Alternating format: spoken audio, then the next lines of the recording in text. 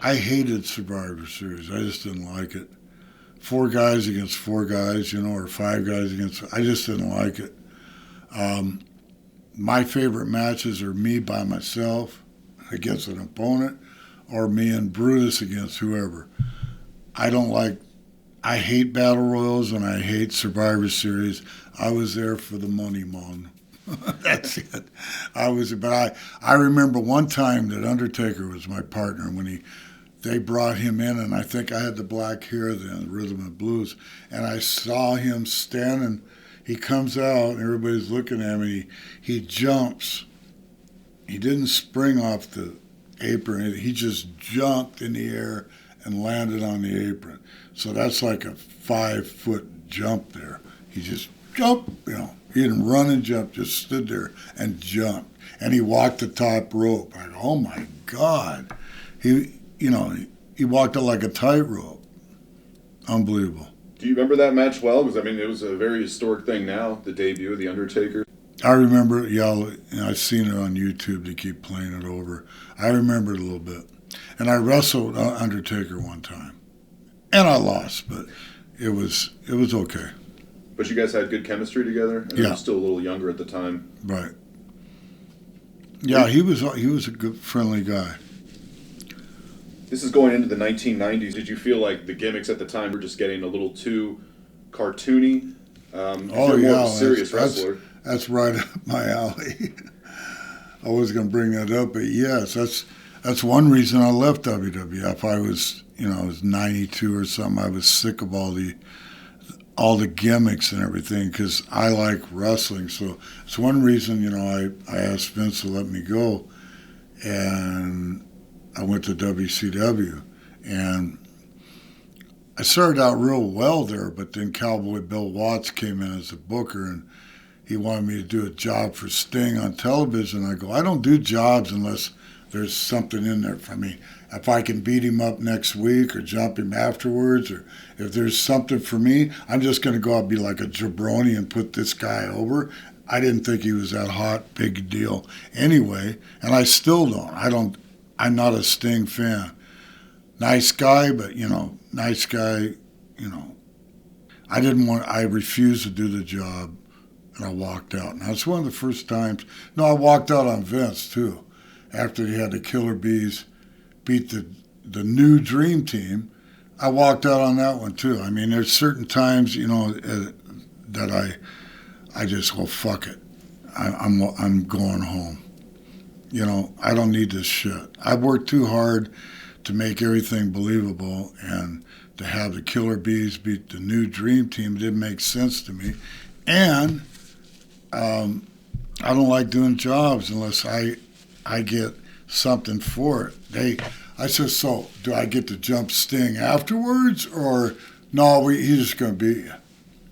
Goodbye. I walked out. That was it. That was it. And they fined me. They still owed me $5,000, and I didn't realize I was losing the $5,000. But they never sent me. They never sent me the check. But I did the job anyway. On TBS on television, I didn't do the job. I just walked out. For Vince, at least I did what he wanted. But then I got on the airplane and flew home. Do you think there were ever times where, because you came back, I believe a few times after this, Yeah. after that, do you think you were ever brought back and the intention was maybe, I've heard this from several guys where they thought that they had been brought back and then punished in a certain way? Oh, it's funny you should say that. I came back, I was working out, and me and Hogan were good friends, and Hogan comes up, this is after I'd already jumped the ship. I went to WCW for a while, and then he comes up to me and he goes, would you come back to WWF if I talked to Vince and got you in there? And I go, yeah. So I came back, and I had kind of a babyface turn, and I went around and wrestled Dino Bravo over the place. They put me over good. It could have been a better turn for me, but it was getting along all right.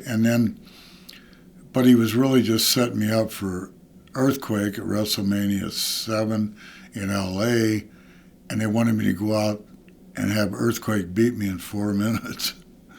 And, if it would have done right, maybe jump me Maybe I should have just done it.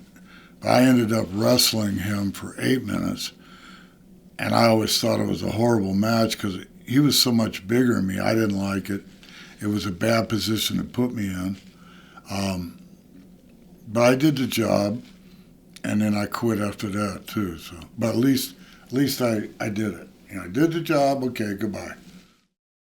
You just mentioned earlier too about how the Rumble matches and the Battle Royals, you weren't a big fan of the Survivor Series, right. But you had a major showing in one of the Royal Rumbles in '91, I think it was. You lasted 40 Ronnie minutes. Garvin? Oh no, okay, yeah. And I forgot about Rugged Ronnie Garvin because that was a great angle too. Yes. But yes, I remember I was. I think Martel won it or Hogan or something, but I was like, I broke the record for being in. So they did me a lot of good things, especially after I complained. How is that match itself, psychology-wise? Are you guys planning this in the back as far as, or are you in there just kind of winging it? Because there's so many people to kind of deal with. There's 30 people. There's no friggin' psychology in that. But we had little things set up how we were going to get out of the ring. Yeah, it's just a routine type thing. It's hard to get psychology in that. I think you came back another time. You wrestled the SummerSlam in '91. Mm-hmm. Do you remember this with Mike Rotundo? But he was IRS. I was a babyface there too. I remember it a little bit. I know that I put him over. I didn't like doing that, but I did. I don't like doing jobs. Sorry. At least I got a good payday. You're going to put me in SummerSlam. I know I'm going to make a good money, and it's not always about winning all the time. It's how you lose, so you don't look like a piece of crap. You lose with dignity.